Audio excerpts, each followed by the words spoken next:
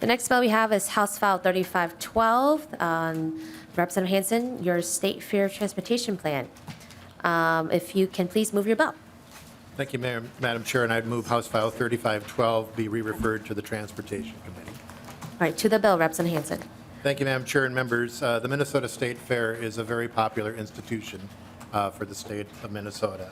And as it is popular, it continues to grow. And as it grows, that means there's more people. And the State Fair, and the reason the bill is here is that's under the jurisdiction of the Agriculture Department. You also have Met Council involvement with transit. You have the Minnesota Department of Transportation. You have Ramsey County, the city of St. Paul. And then you have a whole series of other suburbs reaching out, first, second, and third tier suburbs, people trying to get to the fair. And last year was an especially challenging fair. If anybody tried to get there during some peak times, it was a snag or a snarl of transportation challenges. And at that time, a number of us were hearing from our constituents there need to be something done. And as we've come out of COVID, the fair is becoming more and more popular, and it will be projected to become more and more popular. So Representative Hornstein and myself were at the fair. We presented that we needed to have some type of long-term planning, both for responding to the fair for this year, but also in the long run. Since that time, and that's the reason for the bill, we actually had the bill drafted during the fair and showed it at the State Fair. And I applaud the State Fair for working on a plan. And the reason we're still moving this forward is beyond the State Fair, you have other jurisdictions that need to be involved. I have with us today the State Fair who can talk about the work that they are doing. They are struggling with workforce shortages in dealing with how do they deal with transportation, but they're going to walk through a little bit on the plan they have. And I think they're going to say they don't need any money, but I'm so You are correct. I would refer to my testimony. All right, welcome to the committee. If you can introduce yourself for the record and proceed. Thank you, Chair Vang. Thank you, members of the committee. My name is Renee Alexander, and I am the CEO of the Minnesota State Fair. I have been in this role since last May, but I have been on the leadership team for the fair for about 19 years. So anytime I can talk about the fair is a great day for me. I brought along with me members of our operations team, our full-time staff, who work vigilantly year-round on our transportation plan and work with our partners throughout the year. So there's information handout for you regarding our transportation plan. I would start with our goal is always to provide the best guest experience we possibly can, and we realize that starts when people head out for the fair for the day, and it's a door-to-door experience, and understand that sometimes it can be frustrating based on the level of the volume of traffic that we have. So if you turn to the first page, just to give you a little overview of the fair, last year we had 1.8 million guests that visited the fair during the 12 days. So on our big days, we can see well over 200,000 people at the fair. So thinking about in comparison, that's about 3.5 Vikings games. So our goal is, to move those people as efficiently and safely as possible. So we've got a couple overviews here that show you just where the fair is located. We're midway between downtown Minneapolis and downtown St. Paul. We're pretty well landlocked as far as we have the University of Minnesota, our neighbors to our west, Falcon Heights to our north, and the city of St. Paul to our east and our south. On the next page, we talk about our park and ride plan. This is a service we've been offering, a free service we've been offering to our guests since 1974. It initially started with Metro Transit offering that service, but due to charter requirements, we switched over to Lorenz bus service in 2009. In 2014, based on a traffic study we did with an independent service in 2011, it was determined to build a transit hub that we have on the western corner of our fair. That moved all of the bus traffic, or majority of our bus traffic, off of Como Avenue and moved it onto the fairgrounds. We offer 30 park and ride lots with over 14,000 spots. And we have staff on those lots throughout those operations. So our staff is working year-round to source different lots. We kind of do the inner ring of transportation. So it's looking for locations, schools, churches, private businesses that can provide that park and ride service. So that's an ongoing process for us to build out that park and ride system. On the next page, you'll see information on our express bus service. That's a pay-to-ride service, and that is handled primarily with Metro Transit, MVTA, and Southwest Transit.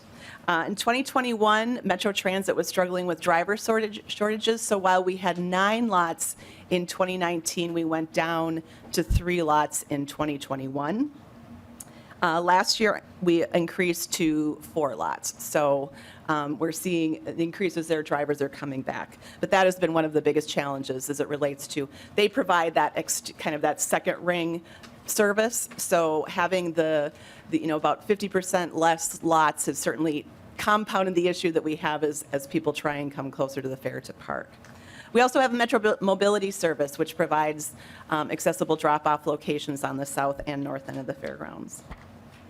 The next page just shows you an idea of where those lots are located. Both the park and ride lots are 30 lots that we run free service, and then the express lots, the paid service. The next page, you'll see the numbers of ridership.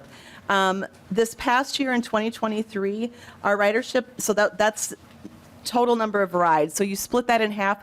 We had 736 people that took the bus to the fair, used some form of transit. So that is 41% of our transit. So I think we're doing an incredible job of moving people through as easily as we can. But we do tell folks to make a plan A, plan B, and plan C, knowing that sometimes it can be a challenge. Rideshare and taxis are another service that are used. We've created locations on both the north and south end of the fairgrounds for pickup and drop-off locations.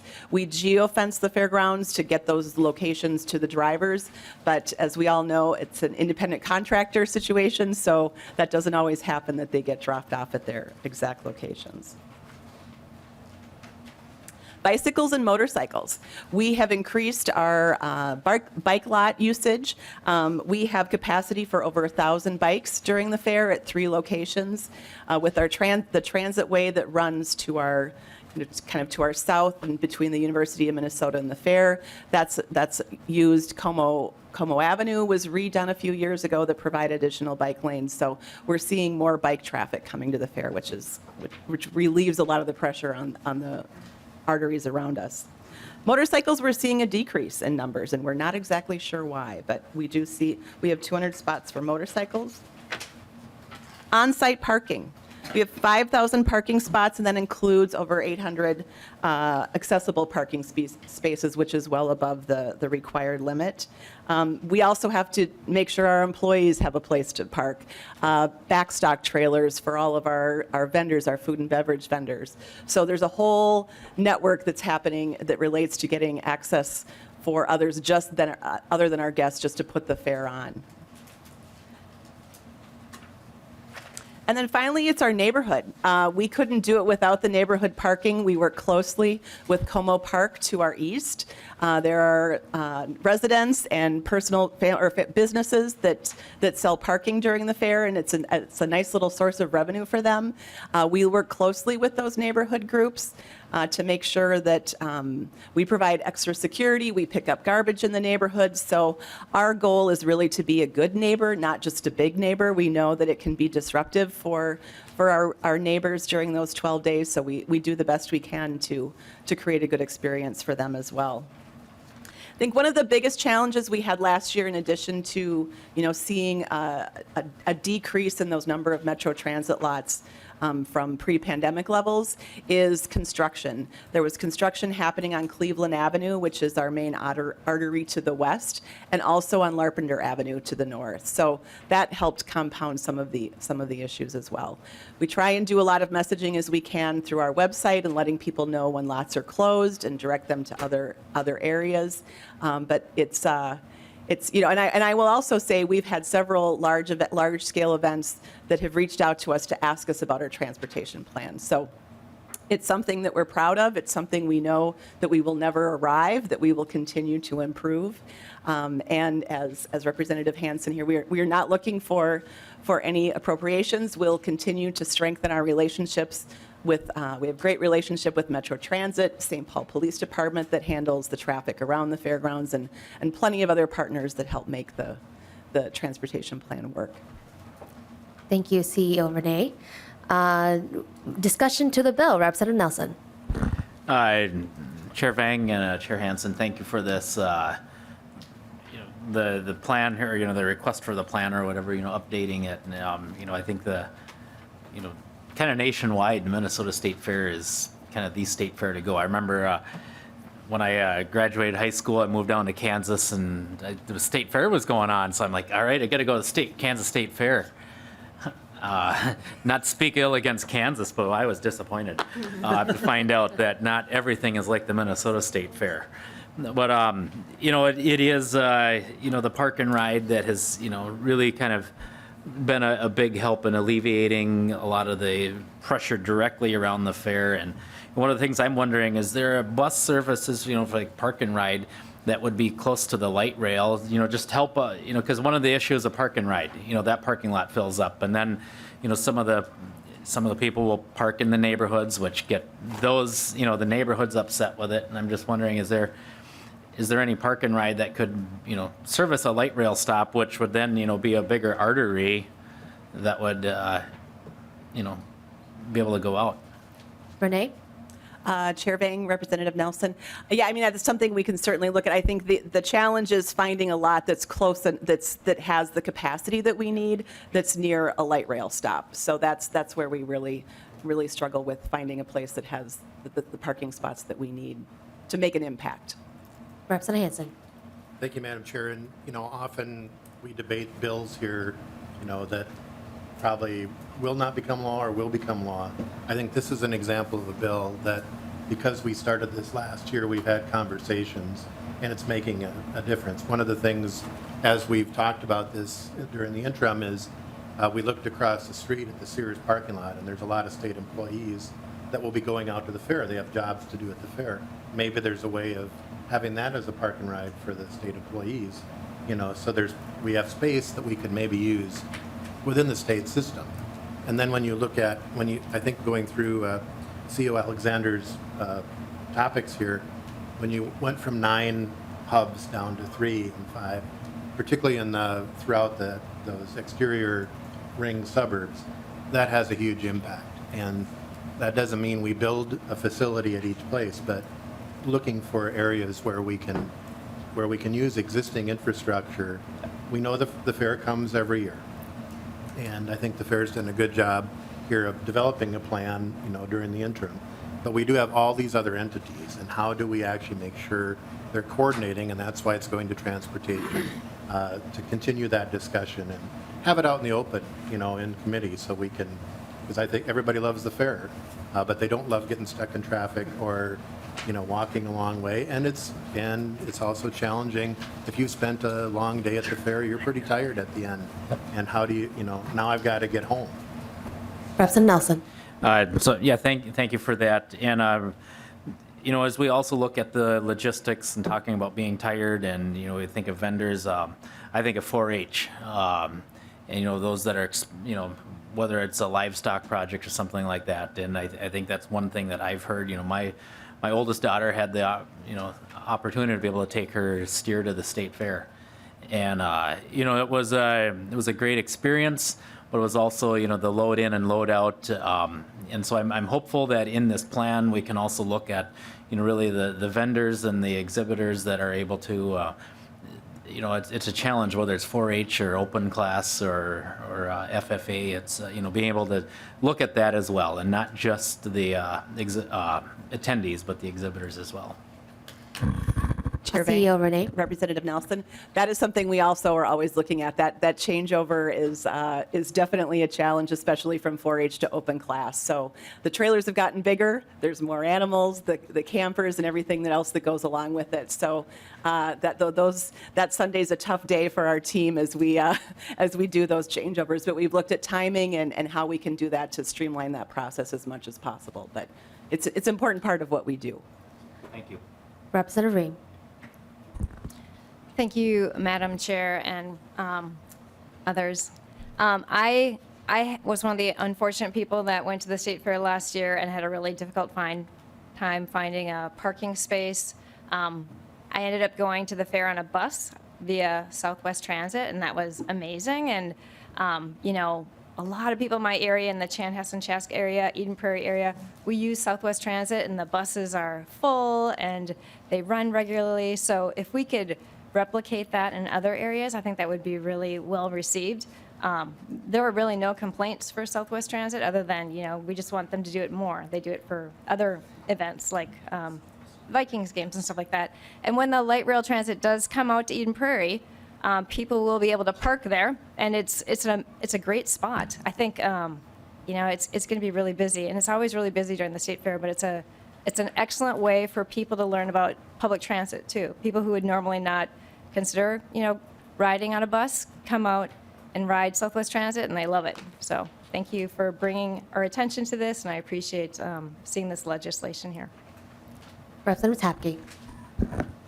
Thank you very much, Chair Vang. And I just want to say, so this is more of a transportation world question. So as it comes to transportation, can you make sure that you work on some language in here, Chair Hansen, around, because I'm concerned that with the service level increase of at least 100% over the service level of 2023, if we write that into law, that could pull from existing transit options. And so I don't want this to be pulling from what we already are delivering across the metro for transit. So some language in here that we can use that limits it to above and beyond existing services or something like that to make sure that we aren't taking all of our resources and putting it on the State Fair when people still need to get to work. Representative Hansen. Thank you, Madam Chair, and Representative Tapke. That's the intent, to keep working on this, and we've already made great progress, and I'm not wedded to any particular thing there. We want to just make sure the planning is occurring. Everybody's involved. We have we're looking forward to a good experience for people. So that particular requirement, I'm not wedded to that and happy to change it. Thank you. All right. Further discussion? Representative Anderson. Thank you, Madam Chair. Ms. Alexander, I can't imagine the things you have to do around that fair time and keeping everything straight, but congratulations, great job. Looking at the numbers you provided, look over the years, if I'm reading this correctly here, of your total attendance of like 1.8 million, nearly 1.5 million took some form of transportation. Is that correct? Madam Chair, Renee. Representative, that's actually, if you cut that number in half, so that's a round trip. So we're looking at about 736 actual riders, because usually our hope is if they came that they're also going to go home. Unless they get lost. Representative Anderson. Thank you, Madam Chair. And one other question, I think the key to getting this back up to where it had been in the past was the Metro Transit. And everybody is seeing shortages of bus drivers. But the trend here, you went from 3 in 2021 to 4 in 2023. So that's a positive trend. You look for that to continue this year and in future years?